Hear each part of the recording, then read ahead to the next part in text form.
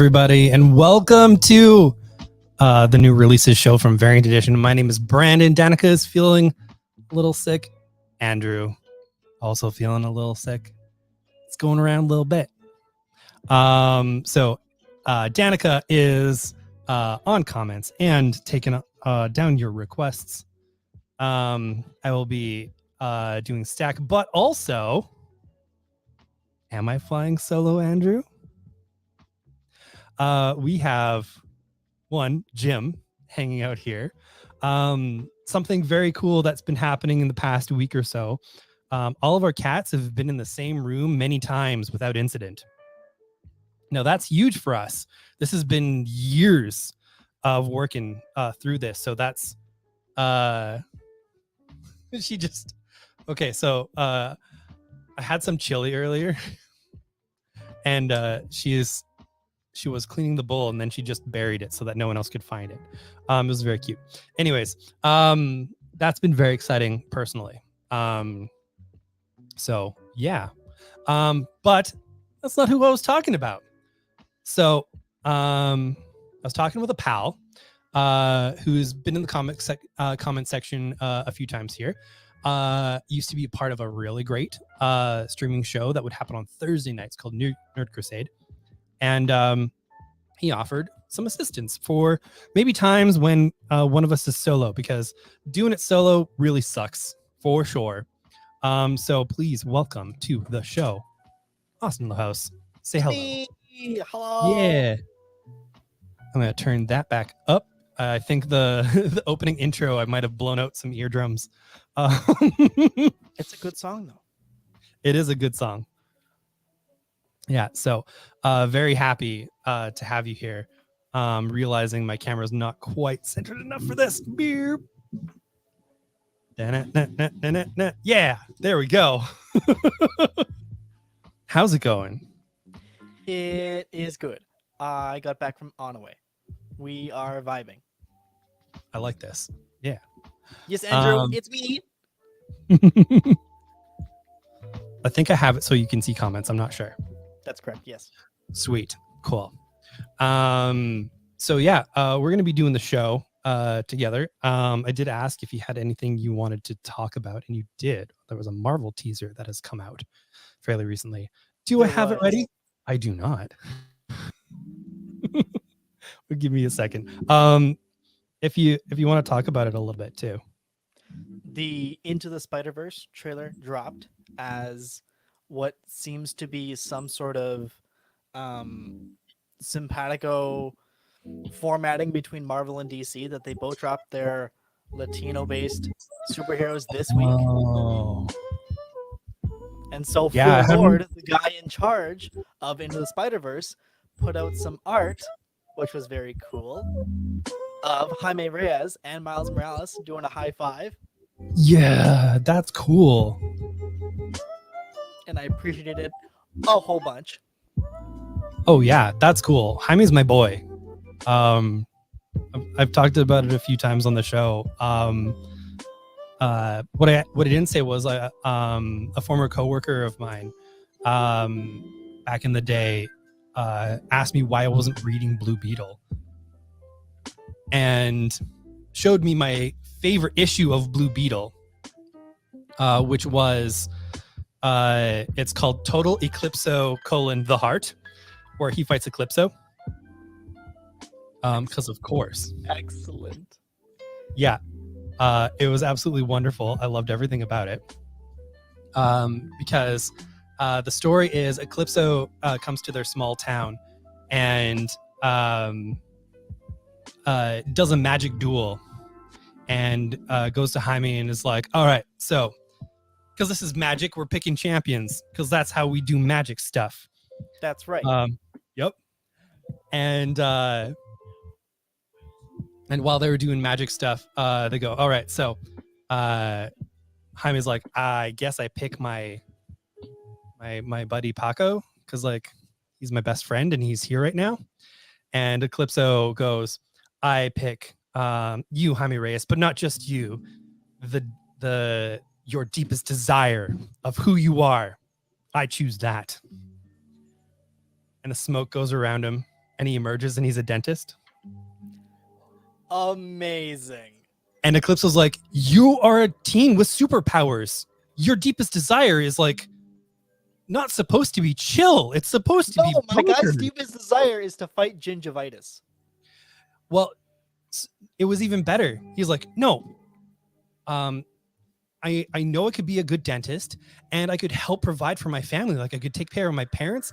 I could send my little sister to college. Like this would be awesome. And his buddy just goes, dunk, knocks him out. And he's like, we won, let's go. And that's the issue. It's so good. It's so good. As much as I admire Jaime Reyes, I'm a Ted Cord guy. I get you. Because I'm a blue and gold guy. Yeah. Because they're buddies, you know? They're pals. Anything but lovers, DC, thanks. Those boys. But the thing that you sent me that I finally got ready here, it's going to cover most of our faces because I just That's didn't fine. do this properly, is this little teaser here that Marvel's been putting out. So are we thinking murder? I'm thinking this is part of Marvel's weirdo strategy and how they promote their own comics internally and externally. Yeah. Of, oh, hey, here is kind of, sort of nothing, kind of. 2 words in a number one. We're number one, we're going to buy it anyway because it's number one. They know that, we know that, same page. But it doesn't tell us what series, it doesn't give us an inkling about anything. No. So I was thinking of I was trying to think of some stuff and May 31st. So it feels to me like there's a reveal in a comic that's happening. Right. And May 31st happens to be a Wednesday. Now if I was more on top of stuff, I would have dug through the May 31st releases. Mm-hmm. Because it's not Ultimate, it might be Ultimate whatever's that Hickman's doing. Maybe. Oh, Maybe it's... there's Foley with the rumors that have been happening. Oh. Can they be on the screen? Yeah. I'm pretty sure. Boop. Ah. Yep. See, we did it at the same time. Oh, I see.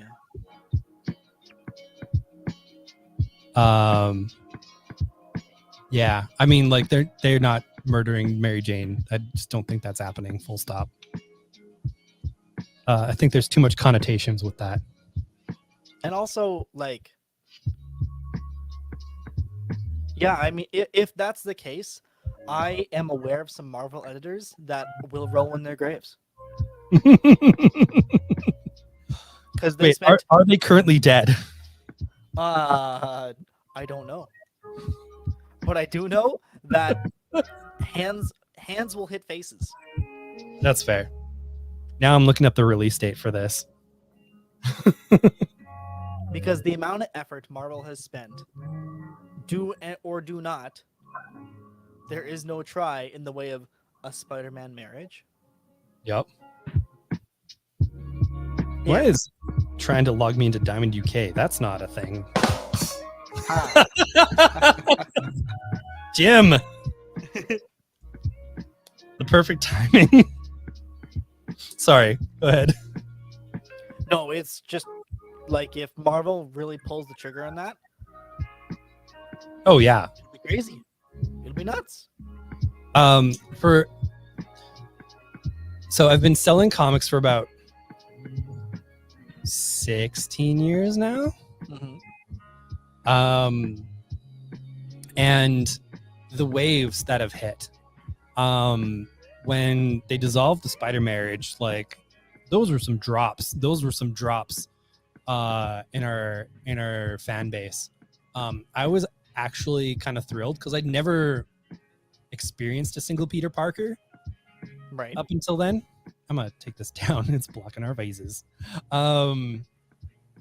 But so I was ecstatic, and I loved those stories. And then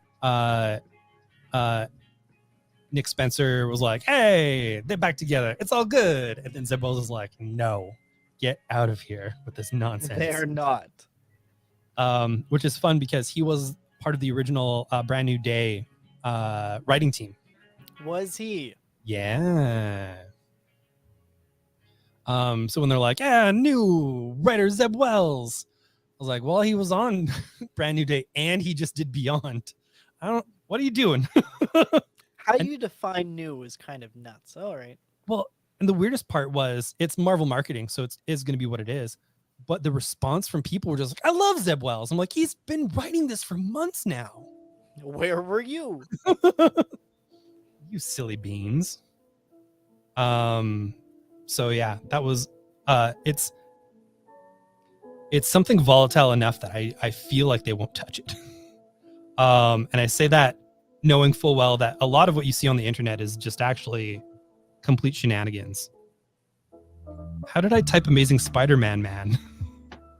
I don't know. I don't know. Is that Spider's Man new code name? Maybe the Spider-Man made of spiders. That's right. Danica absolutely is fine with. Yes. Spider-Man 25 is coming out on May 10th. But 26 is the same month. Are we doing this? Are we doing this live? Are we going to get a scoop? With a scoopage? Yeah. There's Danica with the no, thank you.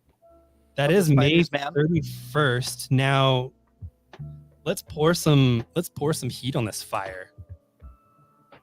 Marvel has a bunch of different covers, including a one for 200 for that issue, which says to me that they know something's happening, that they know something's happened. And May 10th might just be early enough to have the event happen and then final order cutoff to happen afterwards. It's got potential. Yeah. Interesting.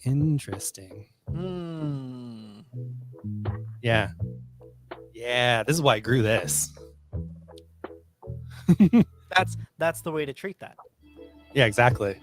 I'm gonna say that even based on the solicitation for it, and yeah, there's just a lot of artists there's just a lot of variant covers for what is just number 26. Exactly. Like 25 is where you want to put your heavy hit, if that's where you kind of want to.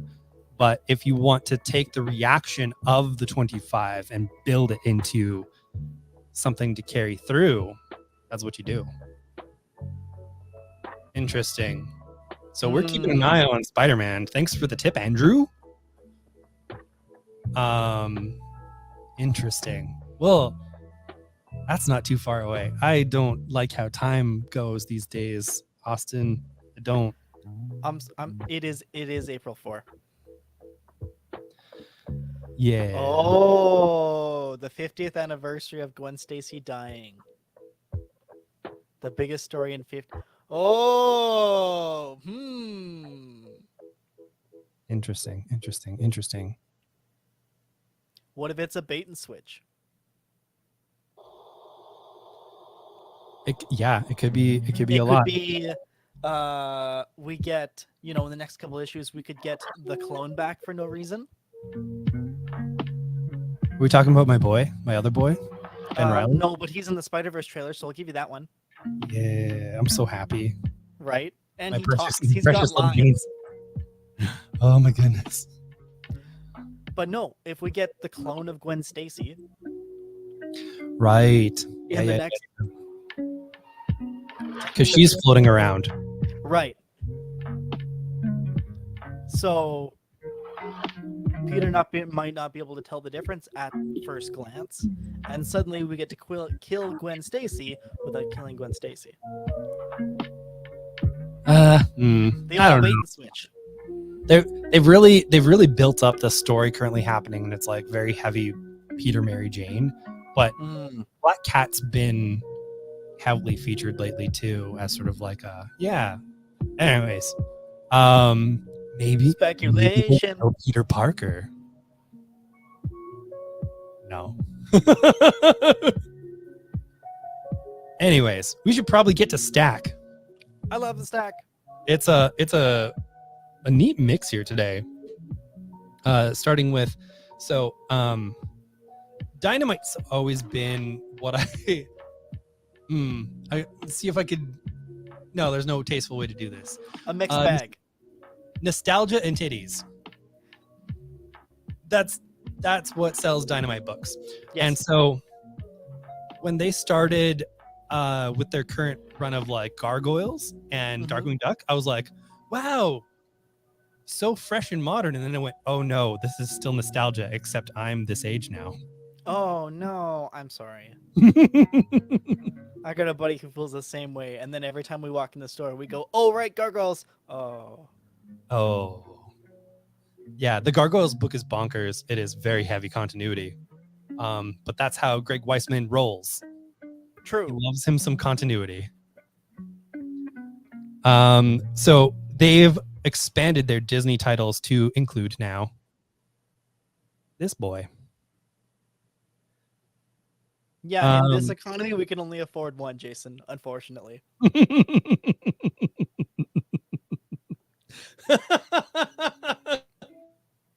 That's a good one. Listen, so nobody wants to know. Nobody wants to know what happens if they choose Ursula next. Oh no. Well, they're doing Maleficent next. Need I say more? So we've got Scar. This is gonna go into his origin story about how he's a bad boy.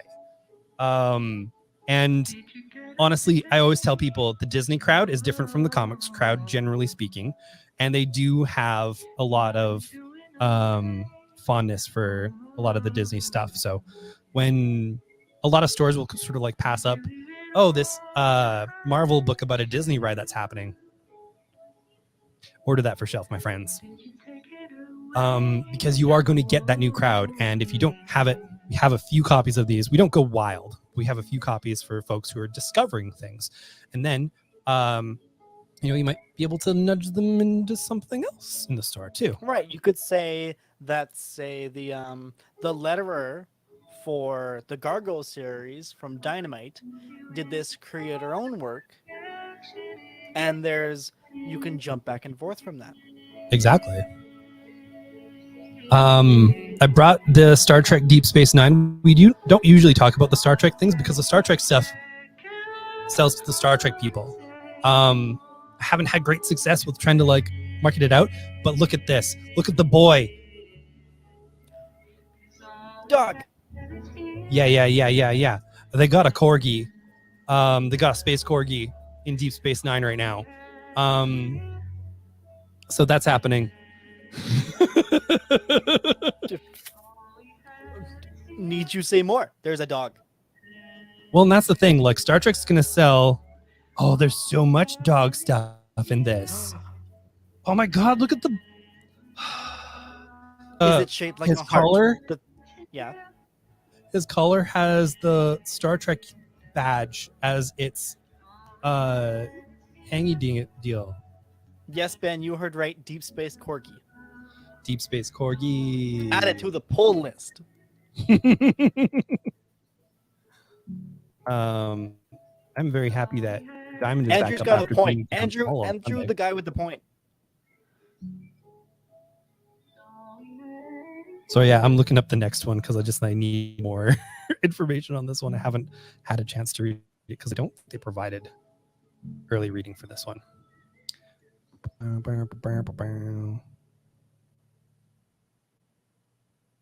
I've seen a lot of streaming shows. There's a lot of dead time in there. That's okay. Or at least when they're like doing games and stuff and just like, yeah. Yeah, we'll Here's just vibe for some a second while we get it all talk. together. It's all good. Yeah. All right, we've got Junk Rabbit from Jimmy Robinson. I'm so Oh, glad it's on for the back. Deep Space wholesome posting. So glad.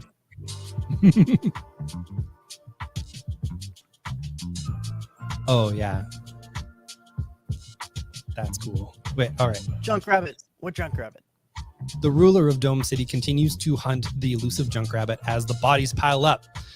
Meanwhile, oh, that's the next issue. Why would you do this? Why would you do this to me? Oh, Shadowline, look at your production design. You should be ashamed of yourself. Look at your production design. You should be ashamed of yourself. Every day I tell you put that on the inside back cover. Yep. When I'm done with one, I know what I'm getting into. Every time. A new hero rises from the mountains of consumer waste, mass homelessness, and devastating climate change. Some call the hero a myth, an urban legend, but others know that it's the Junk Rabbit come to life. Jimmy Robinson brings a new take to the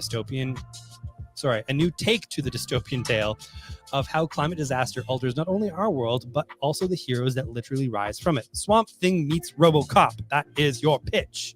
Hey. That is a pitch. And like Jimmy Robinson's been doing this kind of stuff for a minute.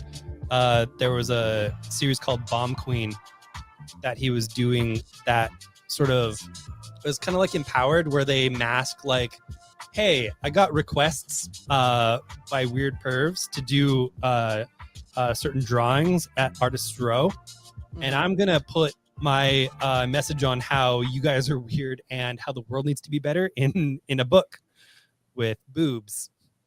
And so Bomb Queen was that, basically someone fighting to just like, hey, things should be better, right? And so I trust him on his messaging on this one, and we'll see how it goes. We've got the new Planet of the Apes series, the first book with the fancy 20th Century Studios official branding on it for Marvel's line of the stuff that they're licensing from 20th Century Fox. Okay. Yeah, so like they've been doing Alien and they've been doing Predator for a while, and Right. so they're just like doing the rest, the brand Whatever. stuff. Yeah.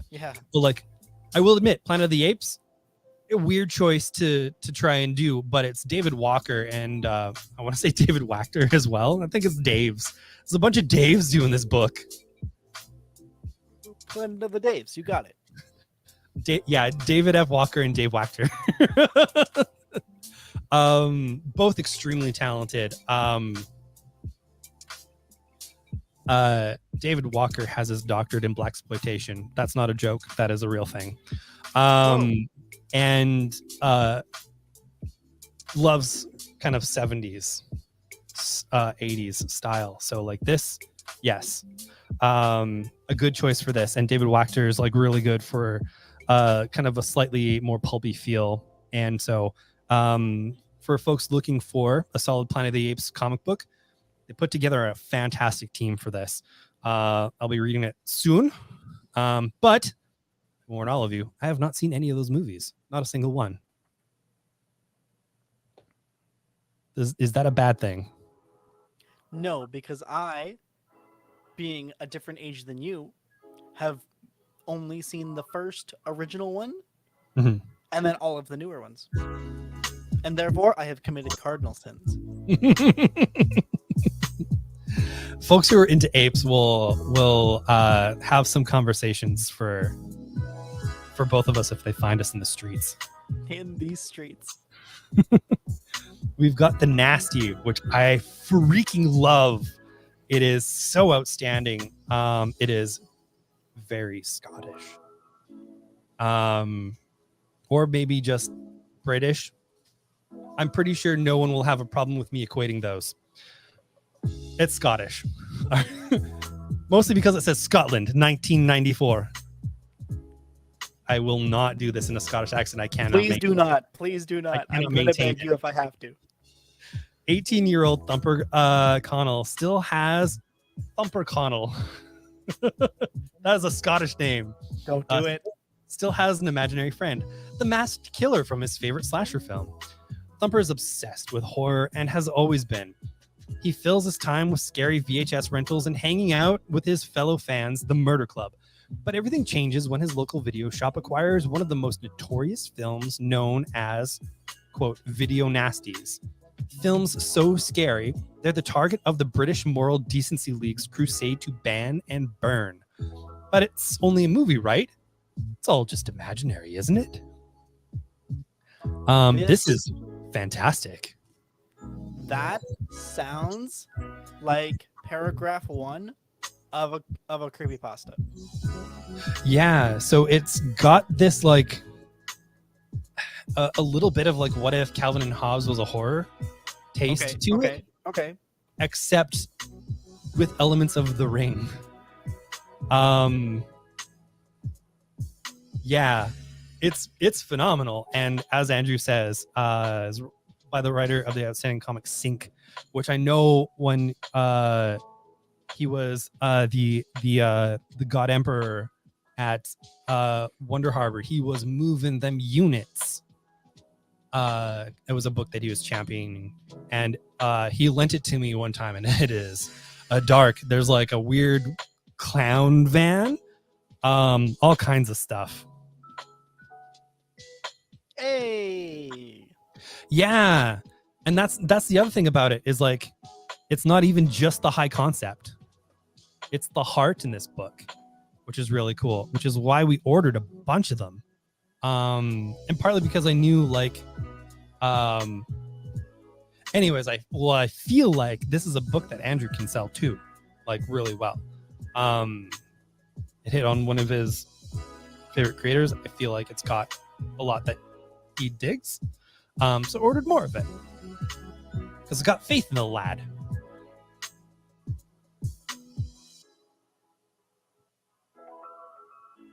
I know Danica's taking care of the request from John. Excellent. And Jim is growling at the door.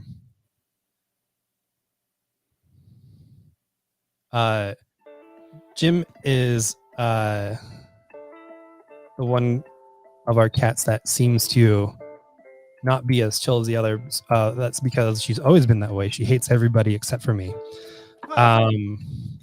She tolerates other people. At a distance. Yeah, she does like Danica. But Danica will say like the feel that she gets from her is very different than what I get from her. But because I like Danica, she is okay. There you go.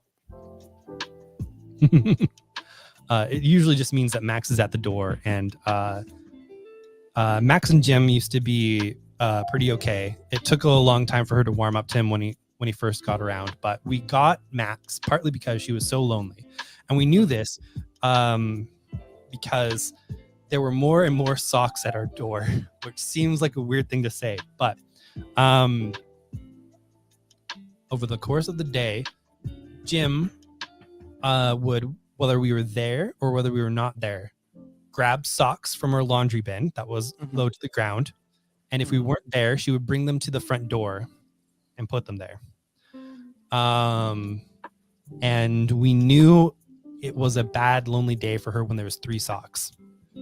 And so there'd be like a sock usually, but then there was more 3 sock days, 3 sock days, 3 sock days. Aww. And we'd get home and she'd be like, oh my God, you're home?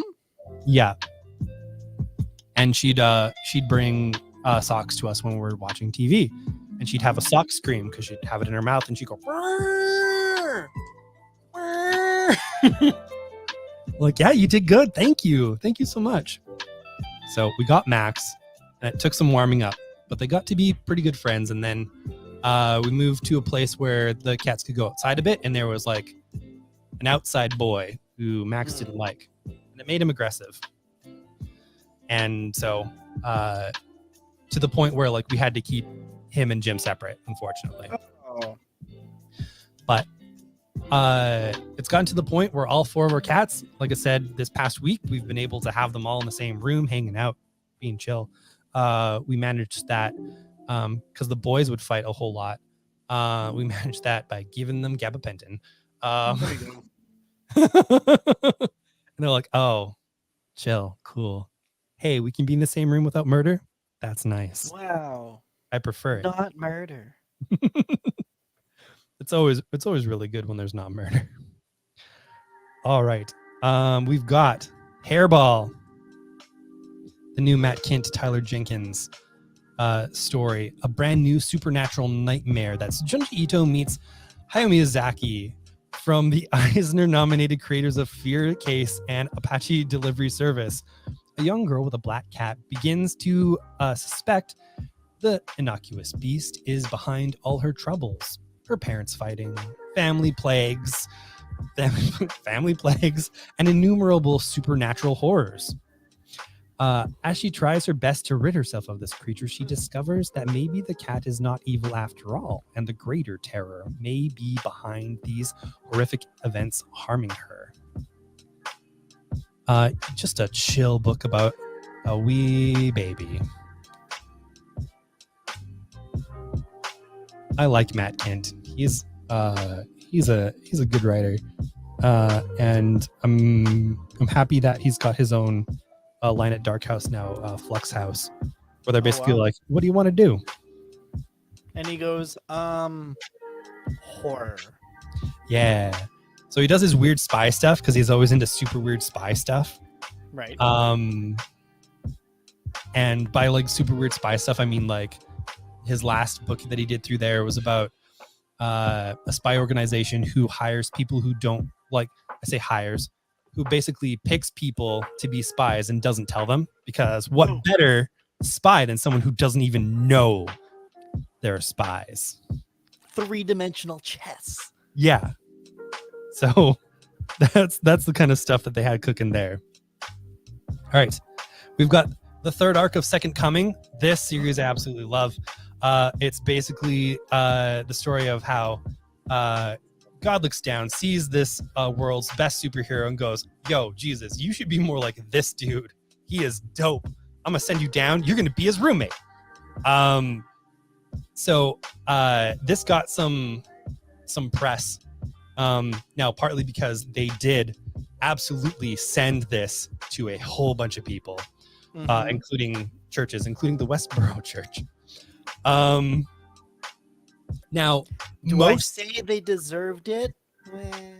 Well, and obviously they went cuckoo bananas because they didn't read it, because apparently most of the people who are part of the Christian community were just like, actually, this is pretty great, because the Jesus in it basically walks around and is like, wait, so did anybody listen to me? Like, protect the meek, like whatnot. Like feed the hungry. Yeah. Like, his first interaction with this superhero is sort of like they're breaking up a drug den, basically. And the superhero goes in and is just destroying, and somebody runs out. And Jesus is like, hey, you seem distressed. I don't think you'd be in a situation if you had some resources. What do you need from me? I got shoes. I got what I have on me. What do you need? So it's that kind of book where it kind of takes a look at the fighty punchy of our society, and we're just like, yeah, that dude's great. Another Mark Russell book, when he did the Wonder Twins, he's got one of the Wonder Twins coming out of a movie, and he's like, oh, the movie was great. So it stars this guy who's really good at guns, but unfortunately he meets a guy who seems to be even better at guns, and that's bad and scary. But at the end of the movie, it turns out the first guy was the best at guns, so it was fine. And I'm like, yeah, that's movies. Yeah. So I love Mark Russell, and I like how he kind of can comment on the world stuff with that. All right, we're ending the single issues with a couple of bonkers ones. First, the reproduction of Vengeance of Bane. Vengeance of Bane. There's also a shiny version of this that I did not bring home, but you also get like the Super Nintendo ads. Yeah, baby. And all of the original ads basically that appeared in there, which I absolutely love. So, I classic love when Harry. the ads are in there.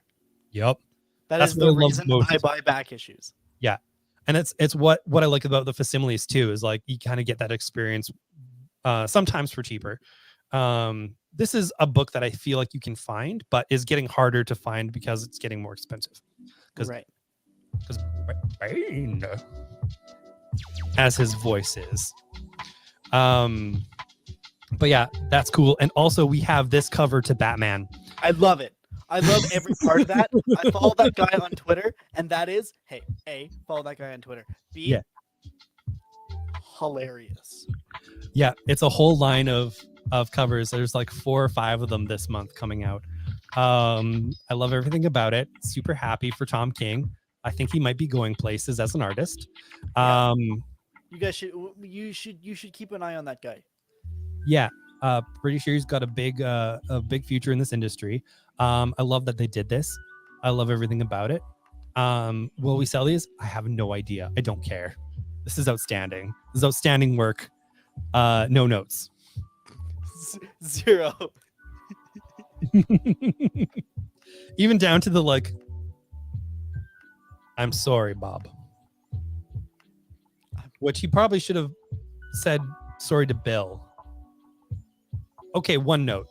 You should have said sorry to Bill. You should have said sorry to Bill instead. Or at least, or both of them. You know, just cover your bases. Yeah. Just whatever. Yeah, like maybe the Bob is a legality. Maybe. Maybe DC had one note. And went, yes, we have seen you do this at cons, but on our Batman cover, don't do anything that would bring us in front of Jimmy Fallon again. That's fair. Brain. Did you ever hear about the Bob Kane clown paintings? I did not. Yay. Austin, we're gonna share story time. Oh no. So later in his life, extremely upset that people were always just like, Bob Kane can't draw. He's just a dick and a huckster. He's like, I'm gonna put on an art show.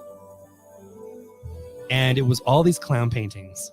And everyone went there to be like, let's see what Bob's gonna do. That dude can't draw at all. He doesn't have a creative bone in his body. And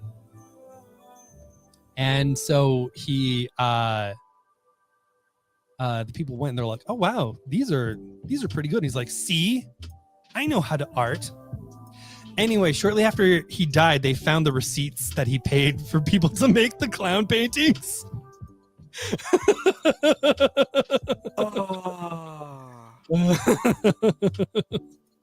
It's so good. It makes me laugh so much. Also, I love how his tombstone says something to the effect of, God bestowed a vision upon Bob Kane and it became Batman. Yeah. It's a real good tombstone if you look up Bob Kane tombstone. Yeah, that guy sucks. All right, we've got what? Yes. A hardcover and a soft cover of the Yes. same book. Yes. Love this book. It's so good. It was everything I ever wanted as the Sandman show was like coming out. I'm like, this is my primer. This is everything I would have asked for. This is a guy licking his own teeth, which are his eyeballs. I need this. Mm-hmm. It's so creepy. Like the imagery of every cover is just so incredibly disturbing. But what we have here is what's in book markets, this hardcover, and what is only in the direct market, this soft cover. So the idea was DC's been hearing from a lot of retailers who are just like, hey, wait a second. It's harder to get people to build to the single issues when you have to shell out for a hardcover. It's just a bigger bigger gap. And like, yeah, the price gap between here is 15 Canadian dollars. Significant. So because the direct market is obviously where you would want to grow the single issue format. That's right. Said, hey, let's put our money where our mouth is. We'll see what happens. We'll see if what you guys are telling us is true. If we can move this, if we can build this, then we'll start doing this. While the book market kind of gets the more sturdier product that, that's going to work out better for them. Plus, I also love the subtle differences of in the direct market, Nightmare Country, because we know it's part of Sandman, and the direct market, the big Sandman, and the kind of what it is over here to really market towards there. Just in case you fooled 6 people into thinking, oh yes, that's that Sandman. Click, take it to the counter, buy it. Well, and it's not even like a fooling. It's more of a like, I'm looking for Sandman. And a lot of times they'll like, because most people will be like, oh, the main Sandman is Sandman. Right. Cool. Well, I want more Sandman. Where do I find more Sandman? This would kind of trick them a bit. This is like, ooh, I know that. I know that man. Right. That's the Sandman. I like that man. Yep. All right. Sometimes nightmares walk the earth. Dream of the Endless is the unquestioned lord of all that happens when we sleep, including his most solemn duty, the creation of nightmares. It was his hand that formed the Corinthian, patron saint of serial murder, whose ravenous mouths have tasted the blood of sleepers for centuries. Once, years ago, the Corinthian escaped the dreaming and entered the waking world, and the body count was vast. Dream eventually put that injustice to rights and uncreated the Corinthian, remaking him as a more pliable nightmare and bringing him back to his appointed task. But now a new nightmare has escaped into the real world. Art student Madison Flynn sees this smiling man in her waking hours, and she's not alone. What's more, the monster is somehow, improbably, impossibly a nightmare that Dream of the Endless did not create. And when he realizes this fact, the Corinthian will slip once more onto our plane and start a hunt for this mockery. But heaven help us all when his memories of his past haunts begin to return. Good times, chill times. Yes. Cool. Is it all ages time? Pretty much almost exclusively, except for... Oh, there's a couple. Yeah. We've got Grace Needs Space. Grace is so excited to fly a freighter from her home space station, brackets, away from her boring mother Evelyn, to the faraway moon. Plus, she gets some quality time with her fun mom Kendra. Something Grace... Yeah. Something Grace definitely needs. But when Kendra is too focused on work, Grace's first big trip becomes kind of lonely. Grace has so many plans for fun, but it just takes one quick decision, and Grace's adventure is isn't so out of this world at all. So this is from a Random House graphic, and that's just a full-on sign of quality, full stop. When they started putting out books at the beginning of the pandemic, they'd obviously been planned for a while. This is the finest tuned. Okay. This is the finest tuned young adults line in the business. I'm even talking Scholastic. Scholastic does some blockbusters. These are the best. And yeah, real excited. I always like digging into at least half of them when I can. We've got Codex Black, the first IDW entry into the YA line that they're really focusing on with their IDW originals. Good for IDW. Yeah, we even got an advanced reader copy of this. Hey. Yeah, it was phenomenal. And what I like about what IDW is attempting with their young adult line, one, the price point is on point, which a lot of the comic companies do not understand. The formatting is on point. So something that I learned from Heidi McDonald, who does the beat that I write for, who used to be an editor at Vertigo and at Disney Adventures. So wide breadth of experience. She always said that their market research on Disney Adventures, which was actually even smaller than this, Whoa. more digest sized, was the reason why they had the smaller size was because when you fit the size of the product for the person's hands, they feel more of an ownership to it. So this is a younger reader's book. Mm-hmm. This is a YA book. Right. Because it's fitting that experience. Mm-hmm. And I love stuff like that. Love finding out stuff like that. And that's why they had Disney Adventures at such a small size, because kids were like, this is mine. It fits me. That's where I first read Bone, because she was putting that in there. When stubborn, yeah, I'm gonna get these real bad. When stubborn Donahi of Queer Yilag turns 15, she vows to leave her home on an epic quest, accompanied by the god Halazikatl. Boy, Give it your best shot. I'm trying. Who inhabits her poncho. She sets out to discover the truth about her father, who hasn't been seen since he vanished from their village years before. Along the way, she runs into Ezekatl, a Mexican warrior with wings. As their temporary partnership blooms into an incredible friendship, they find themselves beset by beasts, thieves, and capricious gods. Could there be more to their journey and the mystery of Donaja's father than meets the eye? And yeah, just an incredible work. The art's absolutely wonderful, and the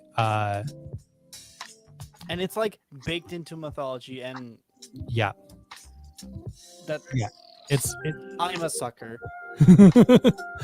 Well, and that's one of the coolest things that I've found, because they kind of said what some of their upcoming books are about, and it does sort of explore different corners of experience, Right.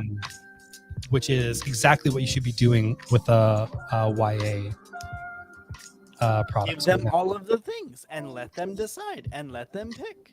Yep, and it's classic IDW spot varnish, baby.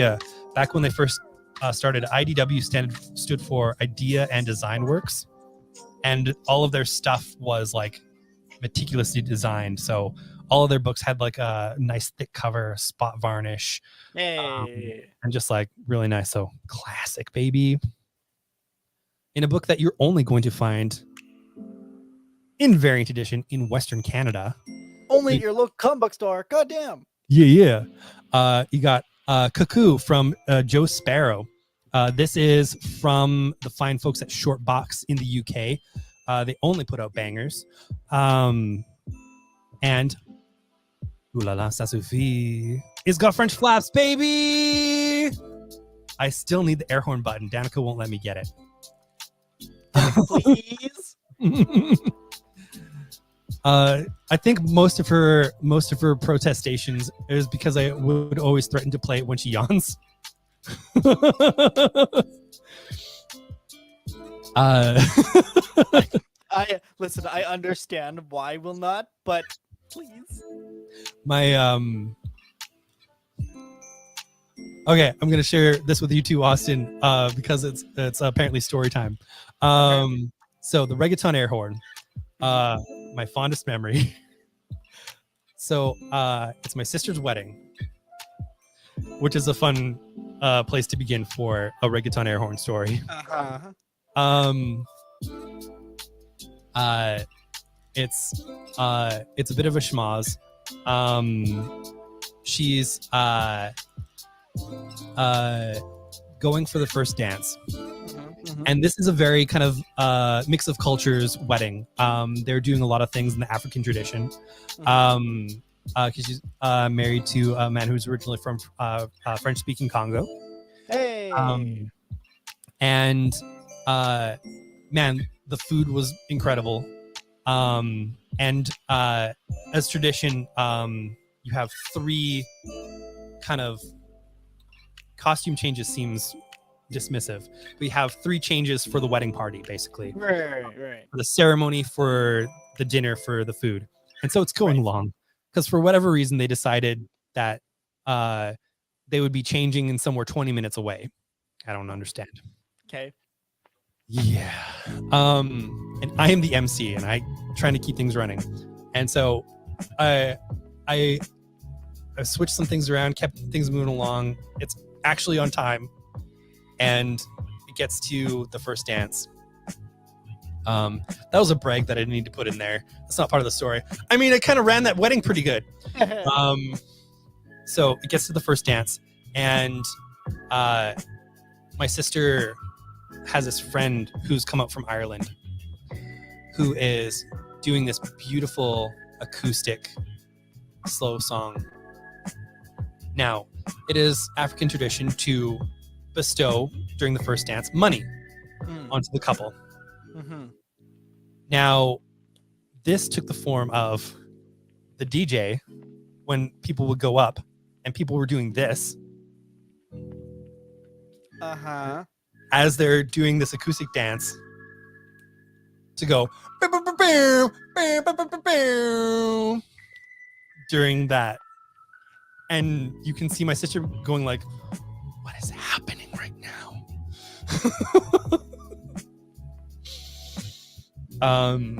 Yeah. That's one of those you walk up to them later and go, you know what? I had this really funny feeling to do it. And you laugh with the groom about it and go, haha, wouldn't have that been funny? And it happened so many times. Yeah. Oh, no, not just once? Oh, not just once. No. Oh, no. While they're just making it rain on them during their first dance. Oh. Yeah. Now, the idea is you get to keep the money. However. Yeah. But that's not the point. Listen, if it's just once, you could like blame that on like a slip and be like, oh, sorry. Like,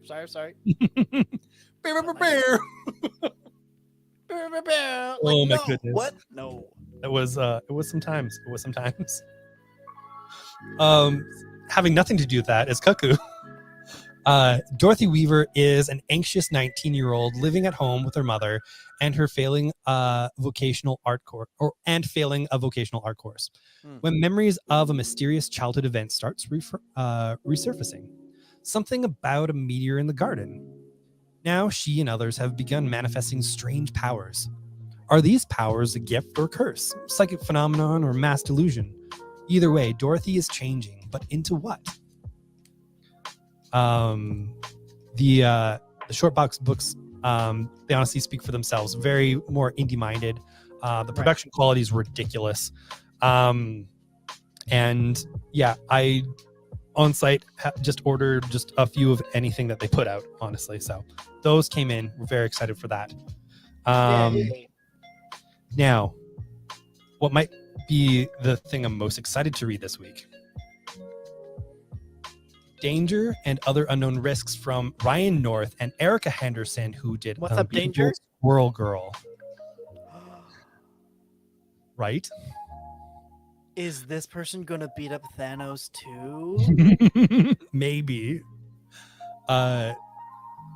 Here's the deal. On midnight of January 1st, 2000. Good job, Brandon. January 1st, 20XX. Yeah. The world ended. But it wasn't technology that killed it. It was magic. Now, years later, Earth has transformed. Magic works, bracket sort of. People are happy, bracket sort of.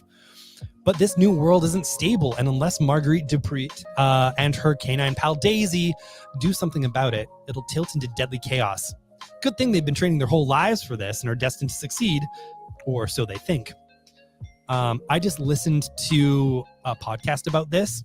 Mm-hmm. It does involve Deuce Bigelow, male gigolo.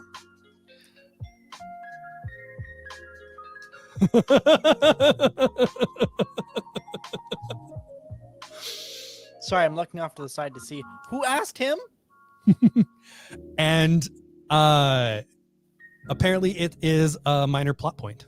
And one of my favorite facts about it is apparently Erica Henderson had signed on to draw a different graphic novel, and the script wasn't coming in, for 2 years.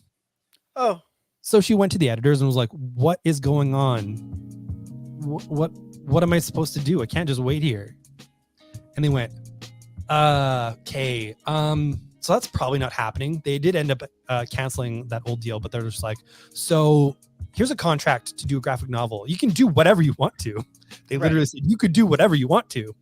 And so Erica Henderson went to Ryan North and went, they told me we can do whatever we want. I have a free ride. Get on board. Yeah. And apparently what ended up happening was they kind of talked out what they wanted to do. Ryan sent the first draft to Erica, and Erica wrote back, like removed a bunch of scenes, added some stuff, and they apparently just went back and forth creating this, and they were talking, and Ryan's like, well, the person interviewing them, David Harper from Sketched, he was basically like, so suffice to say, this only happened because you've worked together before. And he's like, oh yeah, if I had sent something off to an artist and they came back with like, no, I'm taking out this scene entirely, I'm reworking all of this, I would probably be a little upset. Yeah, no doubt.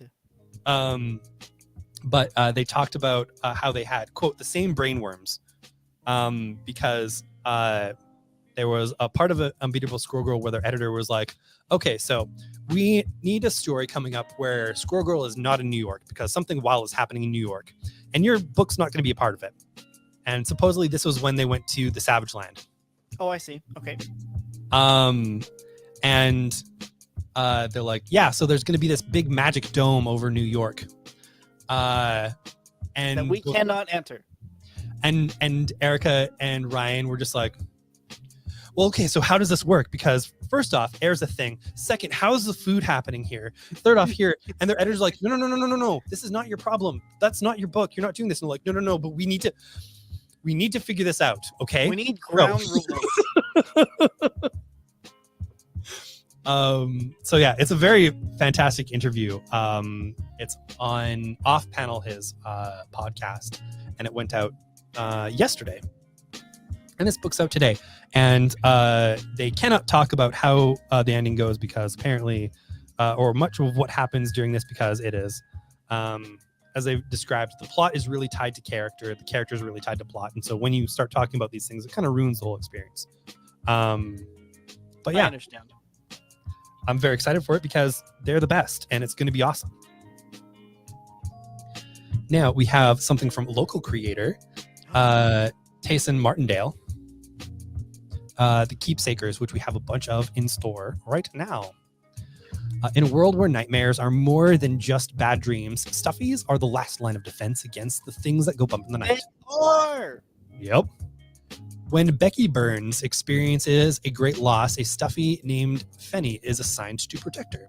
But Fenny soon realizes that she may be in over her head, and it may be more than just monsters that Becky's facing. The Keepsakers is a story about the importance of letting go and the power of holding on. Cute. And the art is fun. He's a very talented artist. I really dig it. And finally, Thick Boy. It's the entirety of Black Science. Oh my god. I love these compendium editions. They make me happy, and like you get 43 issues for $60 US. Yeah, that's good stuff. Steal. Very much so. Did you stop music? Don't do that to me. There you go. Oh yeah, we also have Box Boy. But yeah, Black Science is basically a story about how a scientist finds a way to punch holes in different realities, and the person who funds it goes, sweet, so we're gonna take them sweet resources from all them different realities. Yes, that's the point of this. Yes. And shenanigans ensue for 43 issues of sliding through time, of people dying, of wild things happening because realities are not predictable. And it was just a wild, awesome book. Matteo Scalera was the artist on there. Did absolutely phenomenal work. And yeah, it's a series I recommend. If you're not familiar with it, it might be a little steep to Throw in the go all Avessa. in. Yeah. Yep. I do believe we have a couple used copies of Volume 1 in the store if you want to taste it out for cheap, and you can just bring it back, and we would sell you the big boy, and get a little bit store cred. All right. Well, that's going to pretty much almost do it for today. Thank you for being here, Austin. I really appreciate it. No, thank you for having me. Austin, you were saying that you were missing that live stream experience. I am. It's an itch I can't scratch. Yeah. Well, you're more than welcome here. Pretty much anytime, honestly. But we'll definitely be talking to you when there's some sickness happening, because it's always better when there's someone to bounce off of. True. 100%. Having a co-host is like the best part of doing shows, the best part of like interacting with or in front of people anyway. Yeah, absolutely. And like and you offered like some nice new perspective too, which is really appreciated. Yeah, like I like older superheroes. I'm a big Legion guy. If you see these up here, they're recent additions to my collection. They're old, like Kenner, like Legion of superhero figures. Oh, And I just picked up Feral Lad because I'm that kid. Yeah, well, Feral Lad's awesome. Right? My died. Good buddy and I, we were just at the it happened over last weekend, the Dark Phoenix big comic sale they had. Right. So the short and the sweet of it is they went to go buy this person's collection of like 200 long boxes, and then they set up shop in a hotel in like a space and just let people go hog wild. So my buddy and I, we hopped in the car and we went, and we found a series that he had not seen since he was but a teenager. Which one? Scion from CrossGen. Oh, CrossGen, baby. Man, the CrossGen story is bonkers. At least what I know of it is bonkers. Right? So he was telling me all about it. And I figured, since I've got you right here, we can like take a moment and go, okay, have you heard anything? Because I had heard a rumbling that CrossGen or whatever was being seemingly some sort of reprinted by Marvel to an extent anyway. They've got a omnibus of something coming out. I think Sojourn. Okay. Scion question mark, please? I'd hope so. I think one of the reasons why they might be doing some republications is to keep trademark stuff. I would hope so. But it is creator owned, so I don't know if like Ron Mars, who created Scion, has stake in that, or I was gonna say Scion specifically would have been CrossGen Universe stuff. They did have some creator owned stuff near the end. But it also seems like that was all part and parcel with CrossGen when the rights were sold. That came with it. I only say that because they did a book called Kiss Kiss Bang Bang that Marvel was going to do a follow-up run to, because there was a brief period of time where they did Sigil again with Mark Waid. Oh, CrossGen stuff is not creator owned. That's my bad. And Mystic, which they did with G. Willow Wilson and David Lopez and Nathan Fairbairn. We still have copies of that in the store because I ordered a bunch of them before they went out of print, because G. Willow Wilson, and that book is also just fantastic. It's about two young girls who are poor, and there's this kind of rich magic society. One of them gets into the magic school, one of them doesn't, and it's sort of like a bit of a wars between haves and have-nots. It's great. It's super great. And Nathan Fairbairn did this trick where he was coloring it sort of cell animation style. It just made the thing sing. Oh, it's so good. Anyways, yeah, CrossGen was all owned. Yeah. Oh, yeah. We have it for cheap, too. It's good. CrossGen was owned by a bonkers rich dude who wanted to make his own thing. And oh, wow. I was like, he's like, we're going to do the Marvel bullpen for real. So when people were hired to write or draw for him, they made him move to Florida and come into the office to do the work. I love CrossGen. I love it so much. Also, they pioneered digital coloring there. Like that's one of the reasons why when they went down, Marvel just hired like all their colorists. Excellent. Good. Yeah. Like just those people finding work it's good stuff when things fall apart. Sorry, Mondo. Yeah. Oh, CrossGen, you beauty, you gentle soul. Anyway, R.I.P. CrossGen. Yeah.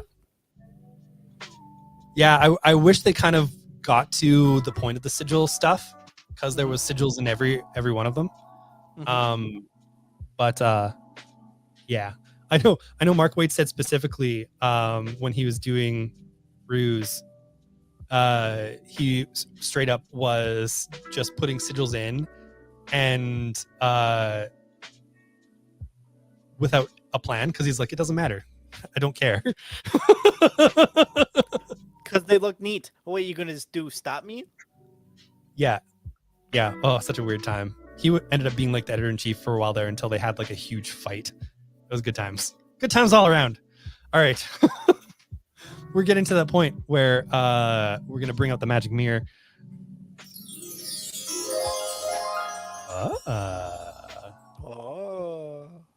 And look out and see all you wonderful people, and thank you for being here, and we hope you know that we are here for you. If you're watching later, unfortunately this doesn't see through time, but we appreciate you being here too. We have a lot of people who come in who say, oh yeah, I saw that on the show, or I watch the show sometimes, and that means a lot. So thank you. I'm looking out. Well, of course I'm seeing Austin. Hi. Hello. I can see you through here and through here. It's wild. I'm seeing Sean. Hi, Sean. I'm seeing the one and only Foley. And you can too. Wednesday, Thursday, Friday from 11 a.m. to 6:30 p.m. We're open till 7 p.m. on those days. And Saturdays from 11 till 5 p.m. You can see Danica on all of those days as well. And you can see myself by my lonesome on Sundays, 11 to 5. I'm seeing Jason. Hi. Whoa. No, I'm not. There he is. There he is. Brandon, the bit. Don't. I'm seeing always Danny 1. Hi, always Danny 1. Thank you, Twitch, for only having weird spam and not gross boys who are asking to fart in cups. Don't do that. Thank you. Next. We've had some people come through on the comments, Austin. I see Danica. Hi. I see Ben. I see RX Causality. Hello. I see Thomas. Hey. I hope your trip to WrestleMania was rad. I see Bing. Howdy. Do. And I will truly be going through all your comments later, because Danica was looking through those and I was not paying as much attention to them as I should have. They will sort you guys out. Have no fear. I see your spam. I see those spam accounts on Twitch. Hi, spam accounts. Hello, spam accounts. I see you and your offering of viewers, followers, and views. Okay. Viewers, followers, and views. At least they're not like a YouTube comment section. Yeah. I see McLaughs. Hi. And I believe that is it. Thank you so much for watching. Thank you so much, Austin, for being here. You're very welcome. That's going to do it for us today. I'll put you backstage, and then I'll end the broadcast, and we'll talk with you soon. For sure. Bye. Good night, everybody. Thanks for having me.